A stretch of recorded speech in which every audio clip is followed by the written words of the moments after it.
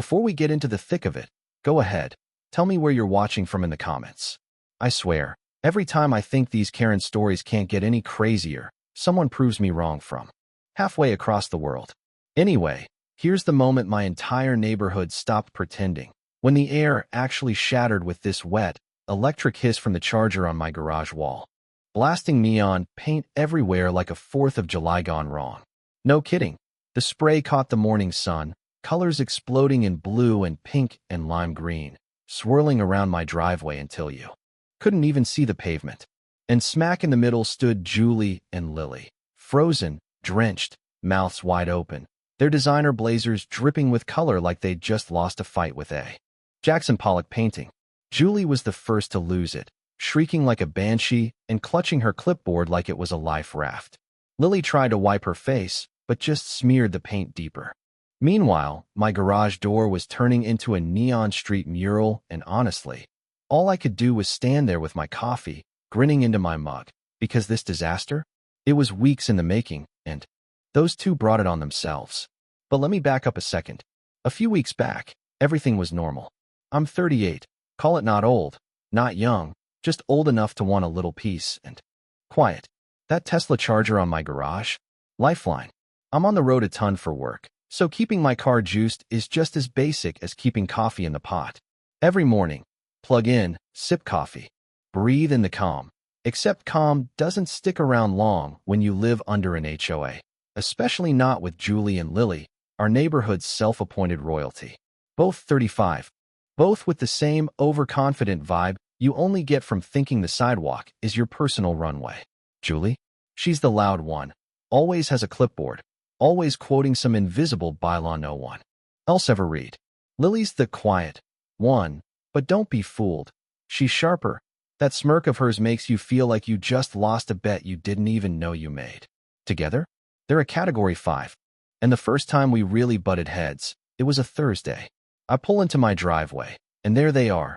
Julie with something metallic in her hands, Lily looming nearby, arms folded. I get out and see it, a brand new padlock on my charger. Excuse me, I say, already feeling the heat rise. What exactly are you doing? Julie spins around, fake sweet voice turned up to 11. Oh, don't worry. We're just securing this. There's been some community electricity misuse. She actually said that. Community electricity. I walk closer. This is my garage, my charger, my bill. Lily just laughs, fiddling with her cuff. That's not what we've heard. Word is, you're siphoning power from the grid. Serious violation. I literally laugh out loud. Word from who? Each other? Julie's face hardens. We don't make the rules. We enforce them. If you're not misusing it, you shouldn't mind a lock until the board reviews. Board reviews? Next month? You want me to go weeks without a charger because of some made-up violation? Lily steps in, voice like a razor. We expect you to cooperate. Unless you want fines. Fines. The word lands heavy. That's when it hits me. This isn't about rules, it's about control. My driveway is their stage, and I'm just supposed to play along. I step closer, barely keeping it together. You can't just waltz onto my property and lock my stuff. That's trespassing. Julie's eyes gleam.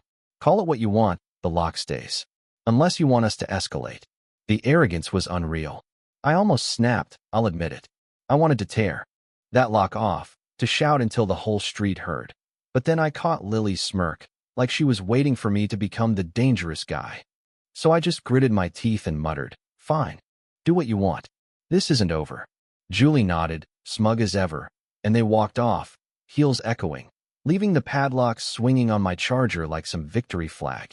That night, I just sat at my kitchen table, staring out at that damn lock glinting in the porch light. Calling the HOA board would be useless.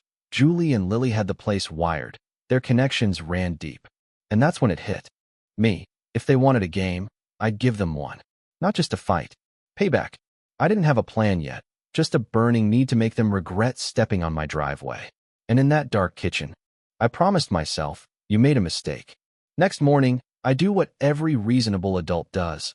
I send a calm, detailed email to the board, attach photos, list facts, trespass, tampering, lock, hoping reason might cut through. By lunch, I get 2 lines back. We've reviewed your concern. HOA officers Julie and Lily retained full authority until further notice. A punch to the gut. Not only had they ignored me, but they basically gave those two a badge and a gun. Later, I see their Teslas parked side by side across the street, the two of them laughing, Julie waving that clipboard, Lily sipping from her stainless bottle, eyes locked on my house. They knew I'd complained, and they knew they'd won the first round. But I was done playing nice. 2 nights later, I come home late, headlights sweeping the drive, and freeze. There's a black cable running from my garage wall across the concrete to Julie's Tesla, plugged in, charging on my dime. I slam my door and charge over. Julie steps out of the shadows, Lily right behind her, both with those infuriating grins. Evening, Julie says, all casual. Hope you don't mind. Our grid's down. Just borrowing some juice. Borrowing? You broke in. Lily raises an eyebrow. We're HOA officers. Can't break into something we regulate. My blood is boiling. It's not yours. Touch it again, and Julie interrupts. Pitying, careful, aggressive male behavior. That'll look real bad in an HOA report. I step back, hands up. Unplug it. Now. Julie does, slow and theatrical, and they leave, cable dragging behind. I sit up all night in my garage, staring at that charger, angry enough to chew nails. They'd crossed a line. This was war. Now here's where it gets good. If I couldn't beat them at their own game, I'd outsmart them. I dragged out my old toolkit, started poking around inside the charger, reliving my college days messing with electronics. No need to break anything, just tweak it. Electricity? Too risky. Water? Too weak. Then I spot the half-empty paint cans in the corner. Neon blue, pink, green. A plan forms. I rig a paint canister, wired to the charger's trigger, any unauthorized charge. It explodes with a spray of paint. I test it, adjust, test again, until I'm grinning like a maniac at 3 a.m. The charger looks untouched, but it's loaded, a paint trap for the next thief. And I didn't have to wait long. That weekend, Julie and Lily come strutting across the street. Julie in orange, clipboard cocked, Lily in a sharp jacket, phones at the ready. I just sip my coffee. Play it cool. Julie grabs the cable, plugs it into her Tesla, Lily leaning in to watch. Then, hiss, boom, paint explodes everywhere. The sisters get doused, shrieking, slipping, their perfect hair and expensive blazers ruined in a rainbow mess. Neighbors step outside. Phone's out. Someone laughs, someone claps. Julie spins on me, blue and pink dripping down her face. You sabotaged this. We'll sue. I just sip my coffee. Looks like you set it off yourself. Maybe don't touch things that aren't yours. The crowd's loving it. And then, the twist. The HOA president comes marching up. Red tie flapping, sees the chaos, sees the lock, sees the mess. And for once, he's not buying their story. I've had complaints for weeks. Now I have proof. You're done. Julie sputters. But the president cuts her off. Both of you out. Fine for trespass. You're paying for repairs. Lily's smirk vanishes. Julie's left shaking, paint soaking into her designer heels. The crowd's eating it up. I pick up Julie's ruined clipboard, hold it up, guess you won't need this anymore, then drop it back in the puddle. The sisters stand there, humiliated, stripped of their power and their dignity, their Teslas shining in the background like trophies for the whole neighborhood to see. And as I turn back into my garage, the laughter of my neighbors echoing in the air, I realize justice doesn't always come with a lawsuit.